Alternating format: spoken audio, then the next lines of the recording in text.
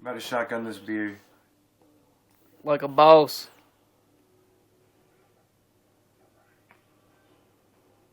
Everywhere I go, people are always amazed at how fast I can shotgun beers. So I figured I'd put it on the internet.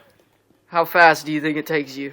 I recorded it one time. It was like 3.3, 3.4 seconds, but I may be a little off right now. I got real fucked up last night at the bar.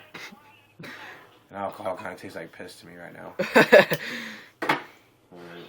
Here we go. It's a nice, ice cold Keystone. Always smooth. Like Keystone. Here you go. Shake it. Done. Damn.